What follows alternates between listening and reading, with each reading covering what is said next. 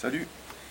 Alors, donc vous êtes actuellement en Bretagne, vous faites une tournée depuis quelques jours, là vous êtes allé à Nantes, à Rennes, ce soir à Lorient, puis à Quimper demain. Vous présentez votre livre Hit, chronique d'un fauve dans la jungle alimentaire. Je suis revenu en France en janvier. Là, c'est environ la 40e date. J'ai fait quasiment le tour de France. D'accord, Donc, je vais reprendre en septembre pour couvrir vraiment toutes les régions de France. Et je tenais absolument à faire un mini tour de la Bretagne. d'accord. Donc, avant mes vacances de juillet-août. Donc, c'est pas en fait une présentation de mon livre que je fais. C'est des conférences assez spéciales. C'est pour ça que je les ai appelées des shows conférences. C'est plus sous une forme de stand-up, tu vois. C'est plutôt un conférencier derrière une table et un micro, comme on a l'habitude de voir dans les conférences lorsqu'on parle d'alimentation ou de santé.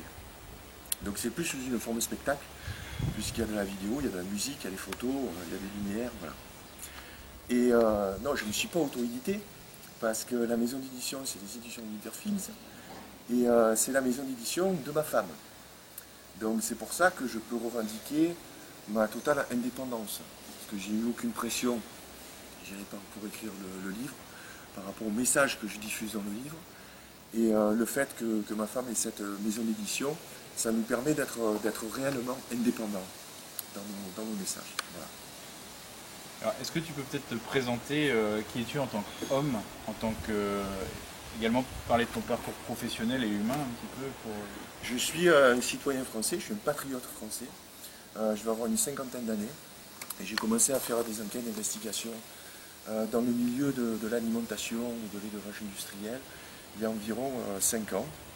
Et ce qui nous a amené, ma femme et moi, à écrire ce livre commun, qui est paru en novembre dernier. Alors donc oui, comme on va parler un peu de ce livre, de quand date ta prise de conscience eu égard de l'alimentation et le fait de vouloir avoir une vie plus saine au final? Je me suis toujours intéressé à l'alimentation. J'ai été diplômé en nutrition lorsque j'avais 18 ans, je vivais à Los Angeles, en Californie. Et là, j'ai commencé à m'apercevoir l'importance de l'alimentation par rapport au sport. Donc je me suis informé par rapport à l'alimentation en passant un diplôme de nutritionniste où là j'ai appris selon des règles officielles. Donc je me suis toujours intéressé à la nutrition, je suis intervenu dans le domaine du sport, sport professionnel. Et, il y a à peu près 5 ans, on a commencé à faire des enquêtes pour la télévision, des enquêtes d'investigation sur la protection animale. Et ce qui nous a amené à enquêter dans les élevages industriels. Donc là, la prise de conscience a été très forte parce que j'ai vu des choses que j'aurais pas dû voir. Et du jour au lendemain, mon corps a refusé de consommer de la viande. Donc ça a chamboulé beaucoup de choses dans mon mode alimentaire, puisque j'avais beaucoup de préjugés, notamment par rapport à l'importance de la viande et des protéines animales pour avoir un corps solide, pour avoir un corps musclé, pour avoir un corps performant. Et ce qui s'avère, il s'avère que c'est pas le cas. On peut se passer, on peut toujours en consommer, mais en tout cas il faut en consommer de façon éthique et biologique, parce que la viande que nous consommons aujourd'hui nous empoisonne en cause des antibiotiques que reçoivent les animaux dans les élevages industriels, à cause de la nourriture et des saloperies qu'on leur donne, comme des farines animales, du maïs, des tourteaux de soja OGM. Donc il faut rester sur une consommation éthique, c'est-à-dire une consommation biologique. Donc cette prise de conscience date il y a à peu près 5 ans et je suis toujours en fait en cheminement parce que on en apprend tous les jours en fait. Alors, dans ton livre, il y a quelque chose que tu évoques au début qui m'a marqué, hein, c'est ces fameux perturbateurs endocriniens qui s'installent petit à petit dans le corps humain et qui n'en partent plus. Euh, tu discutes, tu interviews un scientifique qui dit bien que ça reste ancré dans les mauvaises graisses qui ne partent pas. Et ces perturbateurs sont notamment présents dans le bisphénol A, qu'on trouve dans les bouteilles plastiques et dans énormément de produits d'alimentation courante. Mais en même temps, tu dis qu'il n'y a pas d'âge pour changer de régime alimentaire et pour progresser. Mais est-ce que justement le fait que ces perturbateurs soient ancrés en nous, est-ce que le mal n'est pas déjà fait à un certain âge? Et est-ce que du coup il n'y a pas une forme de génération totalement sacrifiée sur l'autel de la malbouffe Oui, c'est exactement le cas. Ce ne sont pas mes propos, ce sont les propos du professeur Pierre-Marie Martin, qui est un professeur émérite français de 70 ans, qui est un des grands spécialistes français et mondiaux des perturbateurs endocriniens. Il se trouve que c'est un cancérologue spécialiste des cancers hormonodépendants, cancer de la prostate, cancer du sein. Et c'est lui en fait qui m'apprend comment les perturbateurs endocriniens en fait aujourd'hui se sont retrouvés dans l'environnement. Et puis il a conscience, et c'est assez émouvant lorsqu'il me le raconte, que sa génération en fait a vraiment sacrifié la santé sans préméditation. Mais toute cette industrie de la chimie qui a évolué après la Deuxième Guerre mondiale a fait beaucoup de mal à notre environnement et beaucoup de mal à notre santé. C'est les perturbateurs endocriniens. Tu cites le bisphénol A, c'est un type de perturbateur endocrinien. Les perturbateurs endocriniens se retrouvent, il y a 3 sources principales qui sont les pesticides et les engrais. Donc tout ce qu'on mange qui n'est pas de source biologique, on absorbe les perturbateurs endocriniens. Il y a tous les plastiques, notamment les plastiques que l'on fait chauffer au micro-ondes, les plastiques qui vont protéger nos aliments, tous les plastiques souples, les plastiques bien sûr de l'eau minérale, également si on les chauffe, tout ça c'est nocif. Donc ces perturbateurs endocriniens se retrouvent dans notre corps. Il y a aussi toute la source des médicaments, et ça on en parle peu. Par exemple, si une femme prend une pilule contraceptive, elle va en métaboliser 30%, le reste va être rejeté dans ses urines. Ça va passer dans les stations d'épuration, et les stations d'épuration n'ont pas la capacité de retenir ces molécules toxiques parce qu'il faut que ça passe sur du charbon actif. Donc aujourd'hui, on se retrouve par exemple à Marseille où je vis actuellement, lorsqu'il y a les eaux usées qui se retrouvent donc dans la mer, toute une population de poissons, notamment de dorades, qui sont féminisés et des mâles stériles. Et là, le professeur Pierre Martin se met vraiment en colère parce qu'il dit on est en train de tuer la race humaine. Parce qu'il faut savoir que la prochaine génération, nos enfants là, qui arrivent et qui naissent à l'heure actuelle, la plupart vont être stériles. Parce qu'on a beaucoup moins de spermatozoïdes que nos arrière-grands-parents par exemple, et on arrive à un seuil critique. Donc la présence de ces perturbateurs endocriniens, c'est un facteur qui est problématique. Et je dis très bien dans mon livre, on vit dans un monde toxique. On ne peut pas vivre sous une cloche de verre. On vit dans une société toxique aujourd'hui, on vit dans un environnement toxique. On a une nourriture qui est toxique. Par contre, il y a toujours moyen d'en réchapper. On a toujours le choix, on a encore le choix. C'est pour ça aujourd'hui que je suis un homme en colère parce qu'il faut faire passer ces messages-là. Et ces messages-là, tu te rends compte qu'ils ne passent pas dans les médias dominants, les médias de l'impérialisme, parce que ces médias-là sont financés par la publicité. Et la publicité, la grande majorité des spots publicitaires proviennent de l'agroalimentaire. L'agroalimentaire, c'est le premier secteur industriel français. 400 000 emplois, 160 milliards d'euros de chiffre d'affaires. Tu vois, c'est un État dans l'État. Donc nos hommes politiques aujourd'hui ont des conflits d'intérêts majeurs, puisqu'il y a une pression aujourd'hui au niveau de l'emploi, au niveau de garder des emplois, tu vois, pour des industries toxiques. D'ailleurs, on privilégie les emplois par rapport à notre santé. Tu parles de l'industrie et de l'agroalimentaire, et c'est vrai qu'en Bretagne, on est particulièrement en pointe sur l'industrie agroalimentaire. Et récemment, depuis quelques mois, voire années, les grands industriels bretons tirent la sonnette d'alarme en parlant d'une crise de l'agroalimentaire qui touche la Bretagne, avec des abattoirs qui sont menacés de fermeture, des usines, de nombreux licenciements. En fait, tout ce qui va fermer actuellement, c'est tout ce que dénoncent les partisans du bio, du local, de l'enraciné. Et les industriels, les responsables de l'agroalimentaire disent en gros, si ces entreprises ferment, ce sont des milliers de familles qui vont se retrouver au chômage, dans la misère. Ah, vas-y les violents, vas-y les violents. Ça, tu vois, c'est le chantage à l'emploi. Voilà. Ça, c'est quelque chose qui me met en colère, tu vois. Parce que c'est du chantage à l'emploi. On préfère privilégier des emplois plutôt que notre santé. Est-ce que tu as travaillé dans des abattoirs? Tu es allé voir les conditions de travail dans les abattoirs? Est-ce que nos hommes politiques sont allés travailler dans les abattoirs? Qu'ils aillent travailler dans les abattoirs, dans les élevages industriels. Tu verras, ça ne change pas la vie. Tu crois qu'on ne préférerait pas travailler dans une ferme biologique? Pourquoi on n'aide pas aujourd'hui des familles qui veulent s'installer, avoir de petites structures, de petites fermes biologiques pour nourrir localement les gens, nourrir et puis vendre ces produits sur le marché, plutôt que d'aller travailler à l'usine? Je t'assure, moi j'ai pas travaillé dans les abattoirs, je suis allé les visiter les abattoirs, j'ai parlé avec les gars. Je t'assure que c'est des gens qui sont traumatisés au niveau humain, au niveau de leur conscience. Donc dans les élevages industriels, c'est des conditions qui sont concentrationnaires pour les animaux, mais aussi pour les gars qui travaillent. Tu es rentré dans une usine de cochons. Les cochons, avant, ça produisait du fumier qui nourrissait notre terre. Aujourd'hui, ça produit quoi? Du lisier qui vous emboucane avec les algues vertes. On a niqué vos terres. Voilà, et tout ça, c'est à cause de qui? C'est la révolution verte. Après la Deuxième Guerre mondiale, tu as Edgar Pisani, ministre de l'Agriculture du grand général de Gaulle. Cette personne-là, aujourd'hui, regrette les décisions qu'il a prises. C'était des décisions de démembrement de vos terres, démembrement des terres de la Bretagne pour faire rentrer les machines-outils. Puis il a dit, on va faire de la Bretagne une usine à cochons. Voilà où ça nous a mené aujourd'hui. Et ce gars-là, aujourd'hui, a plus de 90 ans, on le voit, qu'il est touché par ça, il dit, je ne pensais pas qu'il serait allé aussi loin en parlant des industriels. Excuse-moi, mais c'est un truc qui me met vraiment en colère, ça, tu vois, ce chantage à l'emploi. Un des arguments autres que le chantage à l'emploi des industriels est aussi de dire qu'il faut bien nourrir tout le monde. En laissant entendre. Putain, mais il faut bien nourrir tout le monde. Encore un gros mensonge. Tu veux vraiment me mettre en colère, c'est ça? Tu te dis, je vais rencontrer Gilles Lartigot, je vais le mettre en colère. On peut nourrir tout le monde. Tu sais qu'il faut 200 kilos de céréales pour nourrir un être humain. Aujourd'hui, on en produit 350. Pourquoi? 75% des céréales qu'on produit, c'est pour nourrir nos bovins, pour une viande qui nous empoisonne. On marche sur la tête. Aujourd'hui, on est en train d'aller dans le mur. C'est à nous, en tant que citoyens, d'acter nos convictions et de faire entendre notre voix. Parce qu'on ne peut plus aller dans le mur. Aujourd'hui, les politiques privilégient les intérêts financiers, essentiellement. Il faut qu'ils prennent conscience qu'aujourd'hui, on est dans une période critique. Donc les décisions, il faut les prendre aujourd'hui. Comment faire bouger les politiques? Moi, je ne tiens pas à faire de la politique. J'ai écrit un livre, je me déplace dans toutes les régions de France pour porter ce message.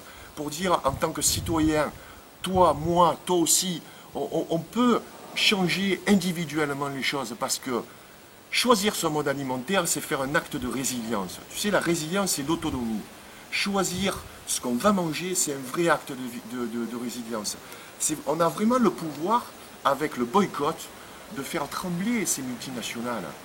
Il faut être conscient que nous, en tant qu'individus, on a ce pouvoir-là. Les industriels veulent notre argent qui est dans notre poche. Donc, tant qu'à faire, autant choisir à qui on va le donner. Tu évoques justement le choix qu'a le consommateur, qu'a le citoyen de manger bio, de boycotter l'industrie. Justement, donc tu critiques beaucoup les industriels, mais est-ce que avant tout, c'est pas le citoyen qui est responsable de la propre situation? Bien sûr. Est-ce que c'est pas une forme d'asservissement volontaire et de... Tu sais, on vit dans une société aujourd'hui, les gens passent 4 heures de temps en moyenne devant la télévision. Okay, c'est devenu des moutons, on est devenu des humains passifs. On absorbe des publicités, on va dans les supermarchés parce qu'on n'a plus le temps. Pourquoi on n'a plus le temps? Parce qu'on vit dans une société aujourd'hui qui nous a asservis. Aujourd'hui, le couple travaille, que ce soit la femme et l'homme. On n'a plus le temps de nourrir ses enfants, d'éduquer ses enfants. On manque de temps. Ce n'est pas un problème d'argent, on manque de temps. Tu as raison de le dire que c'est pas vraiment la faute des citoyens et des consommateurs, mais il faut prendre conscience qu'aujourd'hui, on peut changer les choses en tant qu'individu. Voilà. Par contre, c'est pas facile, tu vois, de bien s'informer déjà. Tu as un média, je considère votre média, il est indépendant. Vous avez des sources d'informations qui sont indépendantes, sinon tu ne viendrais pas m'interviewer.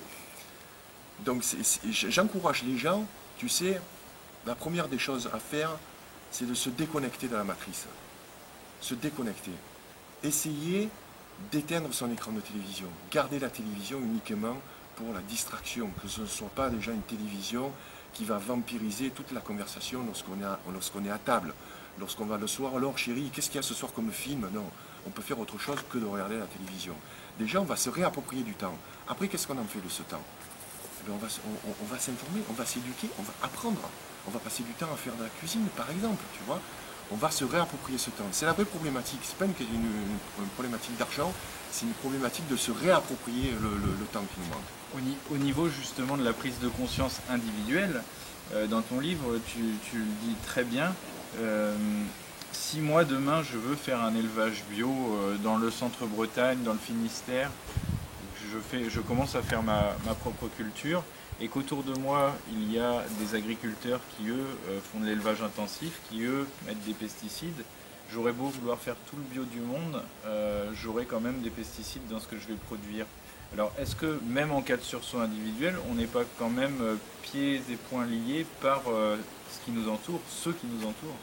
C'est une histoire que je raconte souvent à des petits enfants, tu vois, pour les sensibiliser sur le sujet.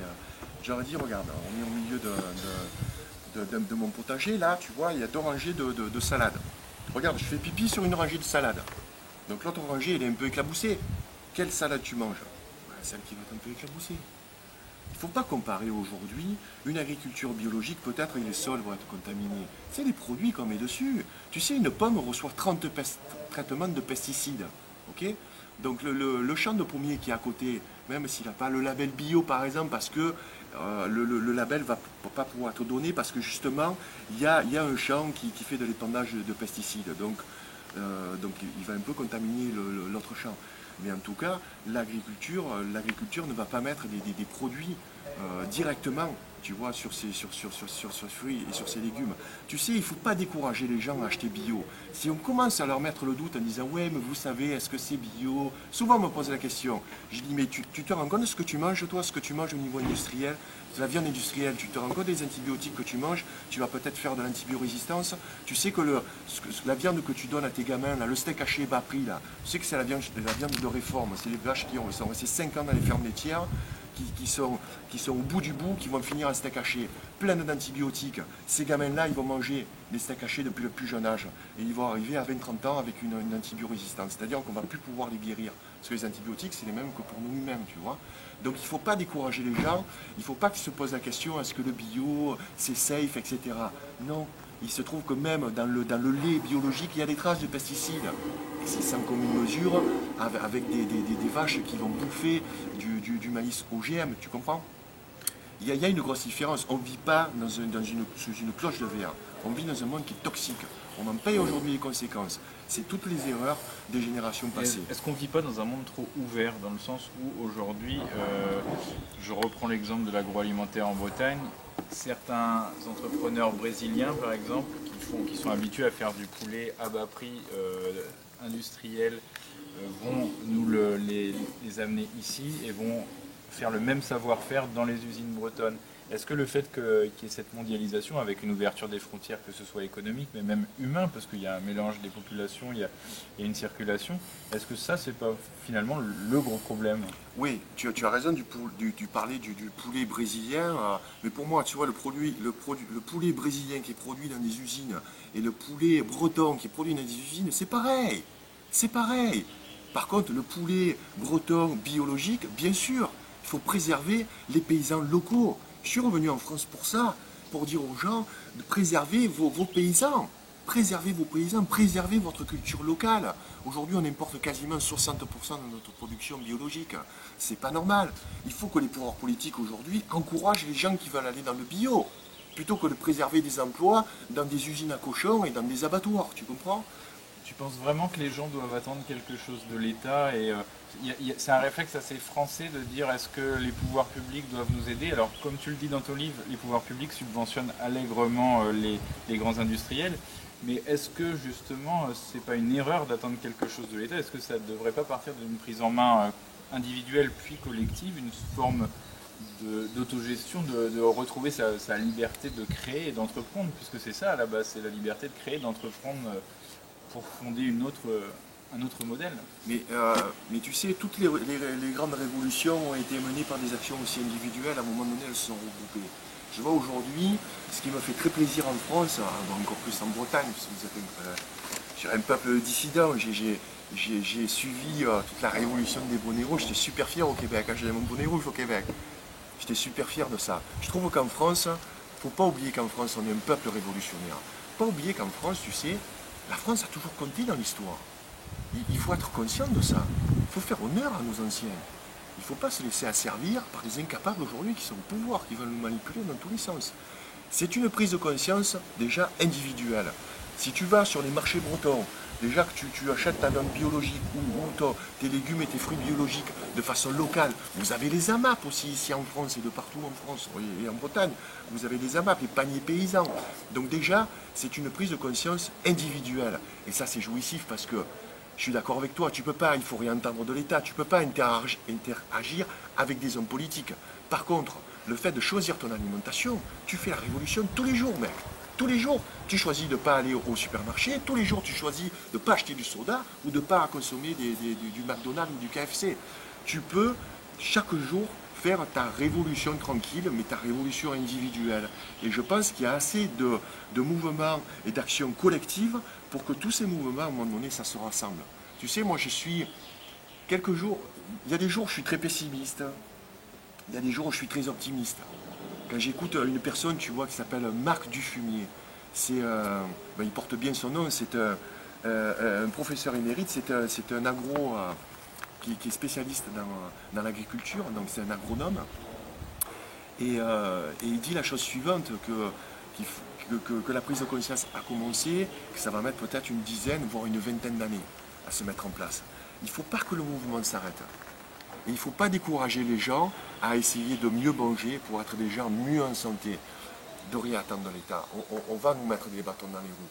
Les intérêts financiers sont beaucoup trop importants. Quand tu entends Roselyne de Bachelot qui dit l'industrie agroalimentaire, les lobbies de l'industrie agroalimentaire, c'est un État dans l'État. Donc c'est des gens qui font pression auprès de nos hommes politiques, de nos élus européens, pour faire passer des lois, pour privilégier les industriels, pas les citoyens comme toi et moi. Mais cette prise de conscience, une fois qu'on l'a assimilée, on peut vraiment, au quotidien, je dirais, modifier son mode alimentaire et puis participer comme ça.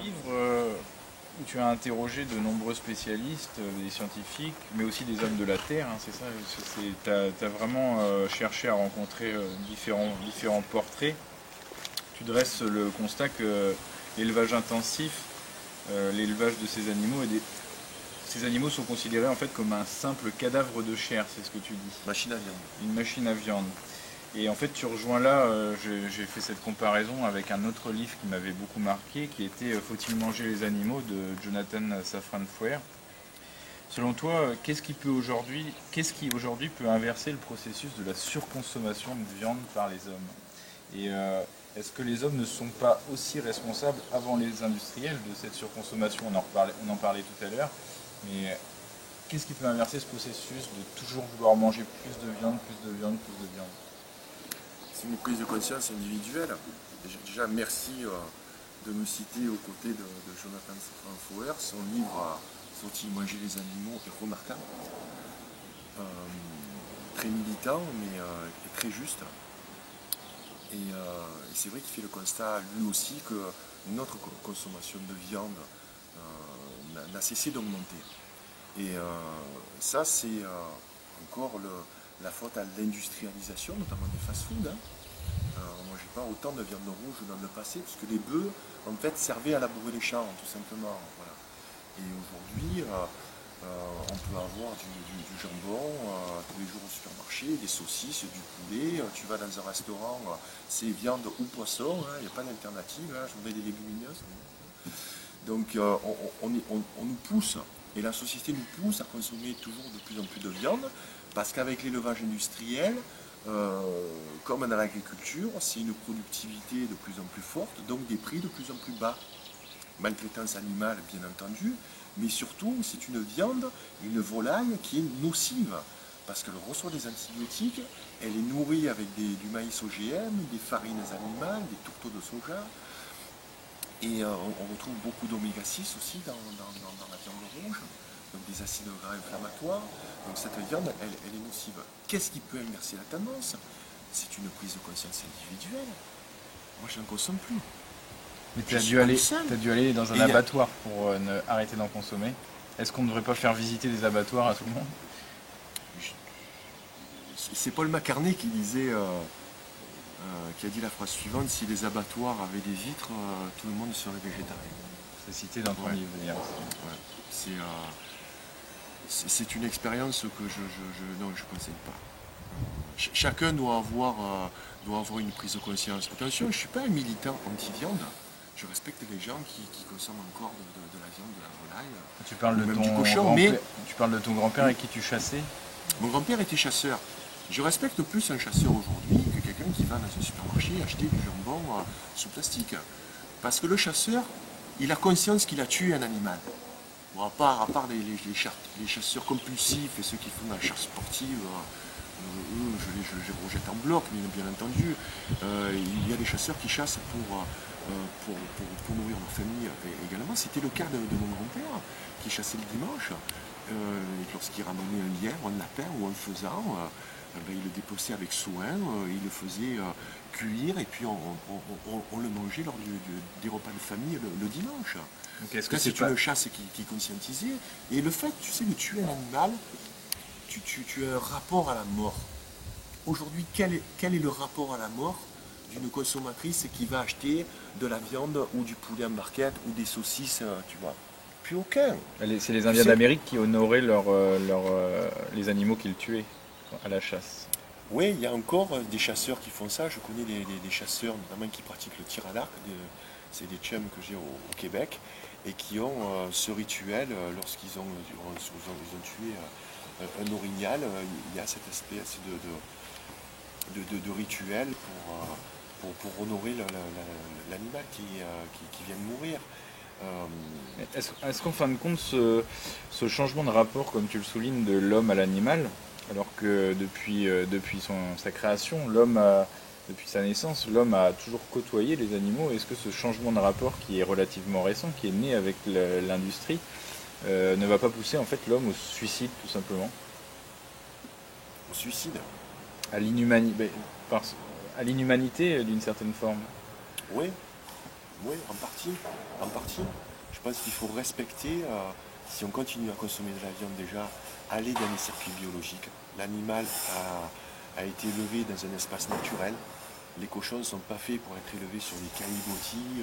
Un cochon, c'est dans la nature, ça gratte, ça fouine, ça se roule dans la boue parce que non pas c'est sale, c'est parce qu'il a la peau fragile, il se protège du soleil. Un cochon, c'est aussi intelligent qu'un enfant de 3 ans. Donc il faut respecter, lorsqu'on consomme des produits, lorsqu'on mange des animaux, il faut penser que cet animal a été vivant, a été sacrifié pour notre consommation personnelle. Voilà. Il faut avoir cette prise de conscience, je pense qui est importante. Alors, donc toi-même tu es végétarien, mais non. Tu ne te définis. Non. Alors justement, tu refuses Non. de te définir comme Non. selon ton alimentation. Mais justement, ma question. Non. Il y a des jours où je suis végétalien, des jours où je suis vegan, des jours où je suis végétarien. Justement, est-ce que les végétariens ne sont-ils pas aujourd'hui victimes d'une certaine forme de sectarisme au sein même de leur communauté? J'aime pas ces définitions. Tu sais, moi je suis un amoureux du heavy metal. J'ai fait 3 jours de Hellfest.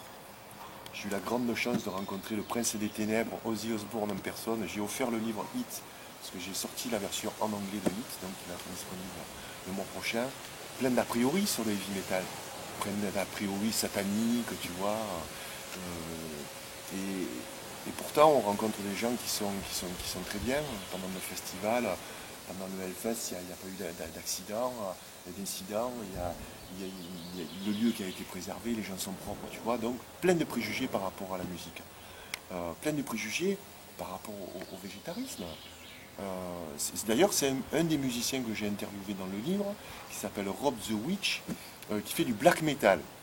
Et tu vois, toute peinture dorée, blanc et noir, voilà. Lui, il est né végétarien. Voilà, sa mère n'a jamais mangé de viande. Lui, depuis tout petit, il n'a jamais mangé de viande, il ne peut pas en consommer. Et il me dit, les gens ont un problème avec le végétarisme, ils pensent que je mange que de la salade. Non, déjà, il faut s'informer. Qu'est-ce que c'est déjà que le végétarisme? D'ailleurs, moi, je ne comprends pas les végétariens. Les végétariens consomment encore du lait. Et le lait, c'est un poison. Le lait de vache, c'est bon pour les veaux, c'est pas bon pour l'humain. Donc tu vois, il y a des incohérences. Je connais des végétaliens qui sont en très mauvaise santé aussi, qui consomment trop de sucre. Je connais des véganes qui consomment que des produits industriels, véganes. C'est pas parce que tu es végétarien, végane ou végétalien que tu es en bonne santé. Tu peux être aussi un omnivore en très très bonne santé. Donc, il faut casser les préjugés. Et j'ai pas envie aujourd'hui, moi, de dire exactement ce que je mange. J'ai envie que les gens recherchent par eux-mêmes ce dont ils ont besoin, ce qu'ils arrivent à trouver au niveau local, parce que je ne consomme pas du tout la même chose ici, on est à Pont-Aven, qu'à Chicoutimi, au fin fond du Québec. Gilles Lartigot, bonjour. Salut. Vous évoquez dans un article tiré de votre blog en date du 17 juin, votre sentiment sur le fameux traité transatlantique qu'on évoque ici ou là ces derniers temps, sans avoir réellement la teneur de ce traité, de manière assez nébuleuse. Quels sont, selon vous, les dangers réels de ce traité en matière alimentaire? Écoute, c'est la porte ouverte aux produits, notamment qui sont qui viennent des États-Unis, du Canada. Tu sais, aux États-Unis, au Canada, ils sont beaucoup plus malades qu'ici, que nous sommes en France ou en Europe. Et je trouve que c'est la porte ouverte à beaucoup de mauvaises choses au niveau de notre alimentation. Je pense, moi je suis très protectionniste au niveau de la France. Je suis très identitaire au niveau de la France également parce que je pense qu'on a dans chaque région, il faut qu'on se réapproprie notre agriculture. C'est la monoculture qui a tout fucké, je dirais, au niveau de notre production. Et il faut qu'on se réapproprie nos terres. Il faut qu'on pense déjà en priorité à manger local, à manger français. Voilà. Il ne faut pas manger ce qui va provenir d'autres pays. Parce qu'il faut préserver nos ressources locales, il faut préserver nos terres paysannes. Donc tout ce que je pense sur l'accord transatlantique est, je dirais, très mauvais. Je ne suis pas un spécialiste. On a en France un grand spécialiste qui est Pierre Hillard, qui décrypte en fait toutes les saloperies qu'on est en train de nous fourguer avec l'Europe. Hein, c'est quelqu'un c'est vraiment quelqu'un qui bosse sur tous les textes de loi, etc., qui sont incompréhensibles pour nous, simples citoyens. Donc c'est quelqu'un que j'encourage à écouter. Et puis il y a beaucoup de choses sur le TAFTA, en fait, l'accord transatlantique, sur Internet. Donc est-ce que nous, en tant que simples citoyens, on a un moyen de pression pour refuser cet accord? Je ne sais pas.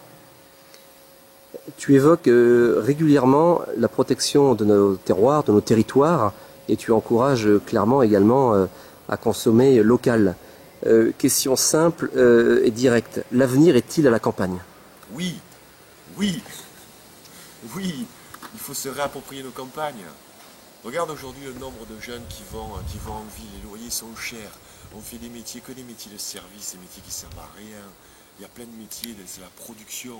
Il faut produire des choses, quoi. Il faut participer à l'effort communautaire et se réapproprier nos terres. Tu sais, je fais des conférences avec ma femme dans toute la France.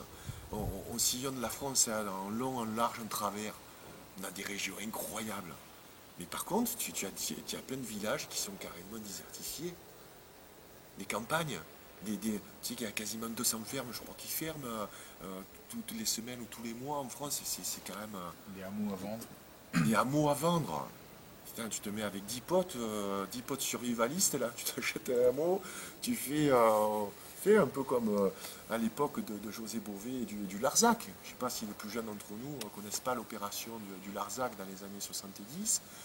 C'est un bel exemple où 100 paysans ont fait plier l'État. Et ça, je crois qu'il faut réellement avoir conscience que nous, en tant que simples citoyens, on peut se réapproprier nos terres, nos droits. Donc clairement, réapproprions-nous nos campagnes et désintoxiquons-nous de la ville, clairement. Oui, parce qu'on a toujours le choix. Tu vois, on a toujours le choix de choisir son métier. C'est vrai que c'est dur, c'est pas facile, mais lorsque je rencontre quelqu'un qui me dit non, mais j'ai pas le choix de faire comme ça, c'est qu'il se ment à lui-même. On a toujours le choix. Il faut choisir sa vie. Voilà. Il faut vivre sa vie. Il ne faut pas rêver sa vie. Il faut vivre sa vie. Gilles D'Artigot, merci beaucoup. Merci. Alors, tu évoques également dans ton livre les abattages rituels et le fait qu'aujourd'hui en France, mais aussi dans d'autres pays d'Europe, le consommateur mange de la viande abattue sans étourdissement, comme le veut la religion juive et la religion musulmane, par souci avant tout économique, tu le soulignes. Dans une Europe qui compte notamment de plus en plus de musulmans, penses-tu que ce processus puisse encore être inversé? Je suis proche de la communauté musulmane parce que, je dirais, depuis ces enquêtes-là, j'ai rencontré des musulmans qui vivent en France et qui sont conscients qu'il n'y a plus rien de halal. Le halal, la viande halal n'existe pas. Dans les écrits, le halal, en fait, il faut que l'animal soit bien traité, soit bien nourri. Déjà, bon, tu oublies dans l'élevage industriel. Les conditions telles que je les ai vues sont horribles, mais elles sont aussi horribles que l'abattage, je dirais, avec étourdissement. La plupart des abattoirs, des animaux sont mal abattus, sont mal étourdis, ils souffrent autant. Et ils ont mal vécu aussi, comme on disait tout à l'heure. Oui, c'est pour ça que la viande halal n'existe pas. Pour moi, c'est un faux problème. Tu évoques aussi le fait que le président du conseil de culte musulman, Dali Boubaker, a pris position pour l'étourdissement. À ton avis, comment faut faire évoluer les mentalités religieuses qui, additionnées avec la rentabilité économique souhaitée par les industriels, tendent justement vers toujours plus d'horreur en fait pour les animaux, le mélange là religieux-industriel pour le coup. Écoute, j'ai eu une proposition récemment pour intervenir au sein de la communauté musulmane pour justement échanger avec eux parce qu'ils sont vraiment conscients de ce problème. Et pour moi, c'est une belle ouverture. C'est une très belle ouverture d'esprit. Et puis, le fait que dans les abattoirs aujourd'hui, il y a de plus en plus de productivité. On abat quasiment 800 cochons à l'heure dans une chaîne traditionnelle. L'abattage rituel, pareil, il est bâclé. Donc ils sont conscients de cette problématique. Moi, ce qui me pose problème, c'est que, par exemple, un animal qui a été abattu de façon rituelle, il y a une partie de la viande qui va se retrouver dans nos étals. Et ça, ça n'est pas étiqueté. C'est un problème de rentabilité. C'est juste un problème de rentabilité.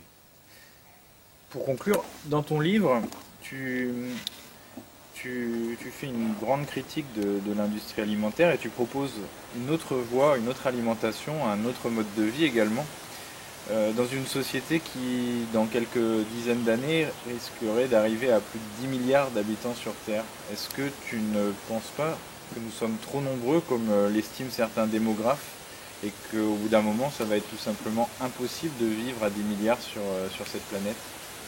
Qui dit ça? Bill Gates, qui veut avec les vaccins diminuer la population mondiale? Non, soyons logiques. Qu'est-ce que c'est que... C'est une hérésie.